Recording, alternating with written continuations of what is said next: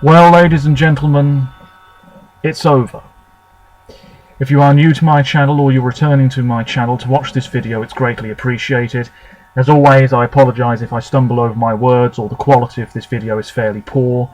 This is probably going to be quite a messy video anyway. I haven't really planned what I'm going to say, but I am sure you are all familiar with the news that was released by the European Broadcasting Union a short time ago.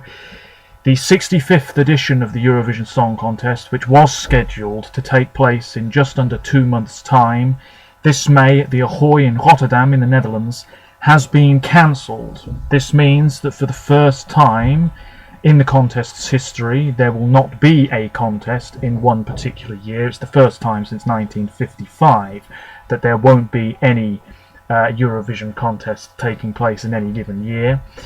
And obviously this is very sad news for hundreds of thousands, millions of Eurovision fans across the globe. For the past half an hour, 45 minutes or so, I've been trying to look up as much information as possible. I shall read out the statement that the EBU have made. It is with deep regret that we have to announce the cancellation of the Eurovision Song Contest 2020 in Rotterdam. Over the past few weeks we have explored many alternative options to allow the Eurovision Song Contest to go ahead. Some of these ideas that were mooted were to have this year's contest, semi-finals and final, and indeed the rehearsals, of course, all behind closed doors, to have each country perform their entry in a studio in their own country and then tie it all up via satellite link or something like that. But it seems as though some countries, maybe all of the countries, decided that it just wasn't feasible. However, the uncertainty created by the spread of COVID-19 throughout Europe and the restrictions put in place by the governments of the participating broadcasters and the Dutch authorities means the European Broadcasting Union has taken the difficult decision that it is impossible to continue with the live event as planned. We are very proud that the Eurovision Song Contest has united audiences every year without interruption for the past 64 years, and we, like the millions of fans around the world, are extremely saddened that it cannot take place in May. The EBU, NPO, NOS, Avrotros, those are the Dutch broadcasters, and the city of Rotterdam will continue a conversation regarding the hosting of Eurovision in 2021. My thoughts on this is that Rotterdam should absolutely host the 2021 edition next May, and the city of Rotterdam and everybody involved with the team over there should absolutely now start to plan for next year's competition. It should be in Rotterdam with the same hosts. Everything should be the same, and that includes the songs and the artists, but of course it's not that simple. We would ask people to bear with us while we work through the ramifications of this unprecedented decision and patiently await any further news in the coming days and weeks. We would like to pay tribute to all the host broadcaster team in the Netherlands and our 41 members who have worked so hard on planning this year's event. Some people will be very disappointed by this decision, angry with this decision, and I understand that. I'm very disappointed indeed. I thought they would have just postponed it. But it's such an upheaval moving something like this that moving it to next year makes sense at the end of the day. You were never going to get Montaigne from Australia flying over to the Netherlands. It just wasn't going to happen, and given the restrictions that there are in pretty much every European country now, you can't travel between most countries at the moment, so how were they going to get to the Netherlands? It just wasn't going to happen. We are all as heartbroken as they are that the Eurovision Song Contest will not be able to be staged in May, and know that the whole Eurovision family across the world will continue to provide love and support for each other at this difficult time. Certainly here in Britain, it will be an excuse for so-called not fans, but people who always have to comment on something Eurovision related.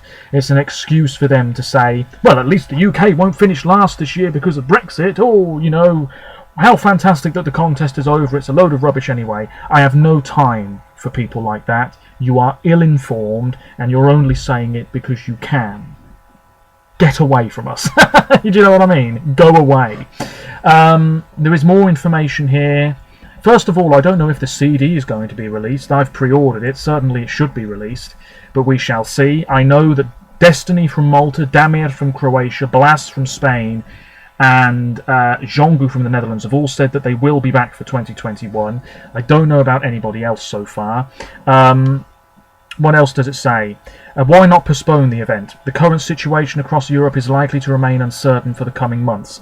That is true. Me personally, I think by June, certainly July, we will be seeing a decrease in cases and deaths across the world. I believe in China and South Korea they might be fudging the statistics somewhat, but I believe things are slowly, very slowly getting back to normal in those countries. I did read somewhere that schools could be reopening in China at some point, but it's going up in Europe. But hopefully, if people do what they're supposed to do and take the necessary precautions, things will plateau and then slowly fade away. That's the hope, but we just don't know. Anyway, we cannot guarantee we would be able to stage an event of this size with this many stakeholders later this year. A contest later in the year would also reduce the amount of time the winning broadcaster would have to prepare for the following year's competition. One way you could get around that is by having Eurovision 2021 later in the year, so that, you know, the country that wins and therefore is the next host country does have time.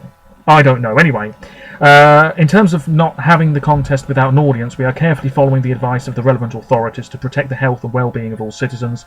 Dutch restrictions on gatherings of large numbers of people and international travel restrictions mean that holding the event, even without an audience, is impossible at this time. And that is fair enough. Look, we can't argue with it.